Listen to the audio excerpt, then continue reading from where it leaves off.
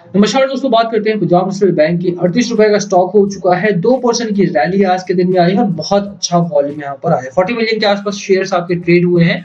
अच्छा वॉल्यूम रहा है। बाजार ऑन द अदर हैंड बहुत गजब चला है। तीसरा हफ्ते की शुरुआत बहुत बढ़िया हुई है। 2% से ज्यादा की रैली, 2.5% से ज्यादा की रैली निफ्टी बैंक में है। एंड ओवरऑल अगर आप मार्केट देखेंगे, सेंसेक्स में 1.5% से ज्यादा की रैली, निफ्टी 50 में 1.5% से ज्यादा की रैली और साथ में मोस्ट ऑफ द इंडेक्सेस में 1% से ज्यादा की रैली देखने को मिली है। बात करेंगे इस वीडियो में कि निफ्टी 50 में तो रैली है ही, साथ में बैंकिंग सेक्टर भी उछला है। तो क्या पीएनबी में आपको निवेश करना चाहिए? पिछला साल हमारा बहुत अच्छा नहीं रहा। ये साल की शुरुआत अच्छी हुई है, हालांकि अगर आप लास्ट वीक देखेंगे तो काफी अच्छा नहीं था, but yes it was okay. यहाँ से जो शुरुआत हुई है, क्या उसमें पैसा बनेगा? कि यहाँ पर आपको निवेश करके पैसा बनाना चाहिए? क्योंकि पीएनबी में कई बड़ी खबरें हैं। अगर आप देखें तो PNB is going for digitisation, साथ में यहाँ पर एमडी एंड सीईओ भी बदले हैं। 2000 करोड़ के आसपास का फंड रेज भी है। तो कितना टारगेट आपको मिलेगा आने वाले 3 महीनों में, बाजार अगर इसी तरह से उछलता है तो? चलिए शुरू करते हैं इस वीडियो को, बट उससे पहले अगर आप चैनल पे नए हो प्लीज चैनल को सब्सक्राइब कर दो and hit that bell icon ताकि आपको नोटिफिकेशन मिल सके। चलिए शुरू करते हैं। सबसे पहले देखिए, बात करते हैं बाजार की। बाजार आज बहुत अच्छा चला है। अगर आप देखेंगे 2.5% की रैली यहाँ निफ्टी बैंक में है। एंड ऐसा नहीं है कि बाजार में गैप अप ओपनिंग हुई और उसके बाद कोई बहुत अच्छा रैली यहाँ पर देखने को नहीं मिली, नहीं। स्लाइट गैप अप था, उसके बाद बहुत अच्छी खरीदारी बाजार में आई। एंड खरीदारी जो है वो एफआईआई और डीआईआई दोनों की तरफ से आई है। तो एक चीज तो तय है कि अगर रिटेल इन्वेस्टर यहाँ पर प्रॉफिट बुकिंग करता भी है तो उसका बहुत ज्यादा डेंट जो है वो बाजार की रैली पर नहीं पड़ेगा। यहाँ पर दो चीजें नोटिस करने वाली है। पहली ये कि एफआईआई ने खरीदारी करना शुरू किया। दूसरा ये कि अभी भी जो बाजार है आपका वो सेक्टरल ग्रोथ में ही है। फार्मा इंडस्ट्री आज डाउन रहे हैं। टेक्सटाइल में कोई बहुत बड़ी रैली नहीं है। एनबीएफसीज में कोई बहुत बड़ी रैली नहीं है। हॉस्पिटैलिटी जो सेक्टर है आपका, टूरिज्म एंड होटल्स का, उसमें कोई बहुत बड़ी रैली देखने को नहीं मिली। ऑन द अदर हैंड गिरावट हुई है।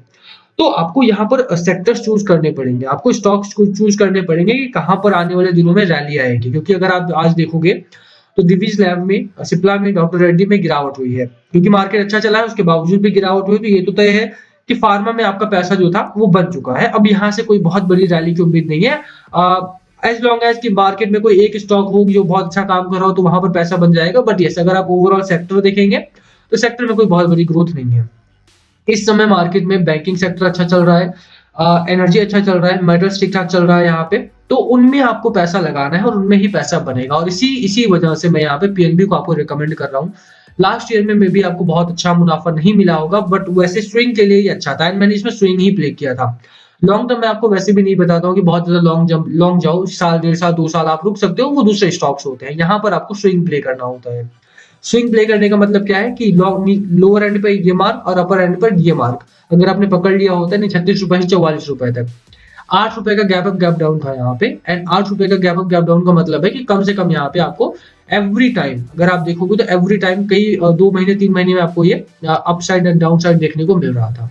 साफ था कि मार्केट आपको यहाँ पर स्विंग का मौका दे रहा है और स्विंग में ही पैसा बन जाता है आपका, बहुत बढ़िया पैसा यहाँ पर बन जाता है आपका। तो ओवरऑल अगर आप देखोगे तो 25% 30% के आसपास का स्विंग यहाँ पर मिल रहा था जहां पर आपका पैसा बना। लास्ट टाइम मैंने आपको ये सारे रिकॉर्ड्स दिखाए थे और इस बार भी अगर आप चाहो तो यहाँ पर मार्केट सस्टेनेबिलिटी जोन में है। और इसी वजह से मैं आपको बोलूंगा कि अगर स्विंग में पैसा बनाना है, यानी 1 महीने 1.5 महीने 2 महीने में अगर आप चाहते हो कि थोड़ा बहुत मुनाफा मिले 20% 25% का, तो वो स्टॉक आपके सामने पीएनबी है। ठीक है, कहां पर खरीदारी करनी है? 36 के आसपास की खरीदारी रखनी, सपोर्ट यहाँ पर रखना, इससे नीचे बाजार आपका नहीं गिरेगा। अपर साइड पर अगर आप बात करो तो 44 रुपीज के आसपास का आपको पहला टारगेट रखना है। सेकंड टारगेट, पहला टारगेट जब मैं कहता हूं तो यहाँ पर 50% आपको क्वांटिटी ऑफलोड करनी होती है, डिपेंडिंग ऑन की चार्ट कैसा चल रहा है। सेकंड टारगेट कहां पर है? Second target is around 48 rupees का है आपका। और जैसा भसीन साहब ने कहा भी था कि अगर ये 44 क्रॉस करता है तो 56 तक के लेवल्स भी आपको देखने को मिलेंगे। बट फॉर नाउ आपको थोड़ा स्विंग प्ले करना है इसमें। आने वाले 2 महीने 3 महीने के लिए निवेश करो, 30% का अपसाइड उठाओ और निकलो यहाँ से। उसके बाद नीचे आएगा, आप यहाँ पर सेलिंग साइड ऑप्शन देख सकते हो, वरना फिर थोड़ा फिर से दोबारा से वेट करके बाइंग साइड ही देखो। ओवरऑल अगर आप देखोगे तो एक अच्छा खरीदारी करने का मौका है। लोअर एंड पे मिल रहा है, 30% का अपसाइड यहाँ पर है साफ तौर पे। साथ में जहां तक बात रही आरएसआई की, 46 का आपका आरएसआई बन चुका है, यानी कि स्ट्रांगली बुल रन में। और हिस्टोग्राम अगर आप देखेंगे, मैकडी अगर आप देखेंगे तो मैकडी और हिस्टोग्राम दोनों ही बुलिश साइन प्रेजेंट कर रहे हैं। ओवरऑल मैकडी आपका न्यूट्रल टू बुलिश है और हिस्टोग्राम अगर आप देखें तो ग्रीन जोन में आ चुका है, यानी कि खरीदारी जो है वो बहुत गजब है यहाँ पे। साफ है कि जिस तरह से बाजार चला है और एफआईआई की खरीदारी बढ़ी है रिसेंटली, तो पीएनबी जैसे स्टॉक जो कि स्विंग प्ले करने के लिए आसान रहते हैं, तो यहाँ पर स्विंग ट्रेडर्स भी काफी एक्टिव दिखाई देंगे, तो बिल्कुल यहाँ पे खरीदारी करके चलो। स्विंग ट्रेडिंग में 2 महीने 2.5 महीने के आसपास का आपका टाइम फ्रेम रहेगा और वहां पर आपको अच्छा खासा मुनाफा 25% से 30% के आसपास का अपसाइड आपको देखने को मिल जाएगा, और उतना ही चाहिए आपको, है ना। शॉर्ट टर्म में अगर आप बात करो इतना प्रॉफिट काफी रहता है। ओवरऑल खरीदारी की साइड देखना है, जहां तक बात है डिलीवरी की, देखो डिलीवरी अभी भी अच्छी है और यहाँ पर एवरेज ब्रोकर टारगेट भी आप देख सकते हो 46 का आपका एवरेज ब्रोकर टारगेट है। तो ओवरऑल अगर आप बात करो तो काफी बढ़िया टारगेट है। मुझे लगता है कि यार ठीक है, 46 रुपीज के आसपास का 21% का आपका अपसाइड है, 48 का मेरा टारगेट है। तो ओवरऑल अगर आप देखोगे तो बढ़िया है। मुझे लगता है कि आपको इन्वेस्ट करना चाहिए यहाँ पे, क्योंकि जिस तरह का मोमेंटम है स्टॉक का, जिस तरह का इस समय मार्केट चेज करने का मोमेंटम है, तो वो आपको चेज करना चाहिए। 26-27% के आसपास का अपसाइड, सॉरी मतलब डिलीवरी यहाँ पे 31 दिसंबर को था। वीकली अगर आप देखें 27% और मंथली अगर आप देखें 24% का। मार्केट पिछले दिनों काफी वॉलेटाइल रहा था, तो ऐसे में इस तरह की ही डिलीवरी आपको देखने को मिलेगी, बट अभी यहाँ से डिलीवरी बढ़ेगी, है ना। अंडर परफॉर्मिंग रहा है काफी टाइम से और इस समय भी आप देखें तो लोअर एंड पे आके अटका हुआ है, तो बिल्कुल यहाँ पे एक तरफ का एक अपसाइड का मौका है आपके सामने, ठीक है। तो उसी अपसाइड को एंजॉय करना है आपको, एंड आई होप कि आपको स्विंग ट्रेडिंग में काफी अच्छा पैसा मिल जाएगा, बट 2-3 चीजों के ऊपर जो है आपको फोकस रखना पड़ेगा। पहली चीज ये है कि देखो बाजार में बढ़िया चल रहा है मार्केट, कोई इसमें दो राय नहीं है। जो 2 हफ्तों का आपका जिंक्स लगा हुआ था यहाँ पे कि 2 हफ्ते की रैली होती थी और गिरावट होती थी, वो कम से कम तीसरे हफ्ते की शुरुआत से ब्रेकआउट देखने को मिला है। और 17,600 जैसा मैंने आपको बोला भी था कि 17,600 के बाद आप अग्रेसिव खरीदारी कर सकते हो यहाँ पे, तो वो मौका भी है। सपोर्ट लेवल आपका 17,000 का है, 16,900 टू बी फ्रैंक, और 17,000 अगर आप देखो 17,600 के आसपास का आपका निकल चुका है, तो यहाँ से खरीदारी करने का मौका ढूंढना चाहिए। 17,800 आपका एक बड़ा हर्डल है, एंड अगर आप अपर साइड जाते हो तो 18,150 के आसपास का बड़ा हर्डल आपको देखने को मिलेगा, 18,150 के आसपास का। 2 रजिस्टर्स फेस करेगा बाजार आपका।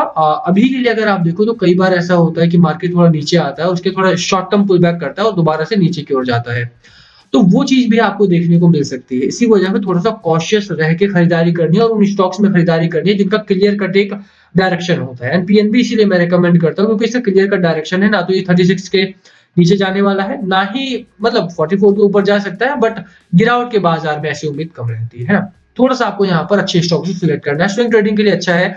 आरएसआई की जहां तक बात है 58 का आपका गजब का आरएसआई हो चुका है। मार्केट में अगर आप देखें तो मैकडी आपका न्यूट्रल टू बुलिश जोन में है, एंड जो नए साल की शुरुआत है वो बहुत गजब की हुई है। इसी वजह से खरीदारी की साइड अब देखो। और जहां तक बात रही एफआईआई की, एफआईआई ने खरीदारी करना शुरू कर दिया है। 31 दिसंबर को 550 करोड़ से ज्यादा की खरीदारी इन्होंने उठाई है। डीआईआई ने भी 1100 1150 करोड़ के आसपास की खरीदारी यहाँ पर ली है। तो एफआईआई ने भी दोबारा खरीदारी अगर स्टार्ट किया है, अगर आपको ध्यान हो तो लास्ट वीक में इन्होंने 2 से 3 दिनों तक लगातार खरीदारी की है।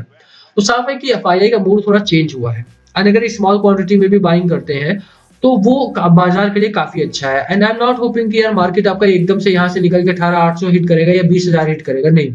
अगर मार्केट आपको साइडवेज भी रहता है तो उस टाइम फ्रेम में भी आपको पीएनबी जैसे स्टॉक्स में पैसा बनेगा, और आपको ऐसे ही स्टॉक को सिलेक्ट करना होता है जहां पर आपको बाजार अगर साइडवेज में भी है, अगर market is going to this direction, तो भी आपको पैसा बने, ठीक है। और वैसा ही स्टॉक है, तो बिल्कुल यहाँ पे मेरी राय यही खरीदारी करो। 44 का पहला टारगेट, 48 का दूसरा टारगेट लेकर के चलो। बाकी last call always be yours. क्या है आपकी स्ट्रैटेजी स्टॉक को लेकर के, प्लीज कमेंट करके शेयर करना। वीडियो को यहीं खत्म करते हैं, पसंद आए हो तो लाइक करना, चैनल पे नए हो सब्सक्राइब के बिना मत जाना, and yes please comment below अगर कुछ पूछना हो तो। Thank you.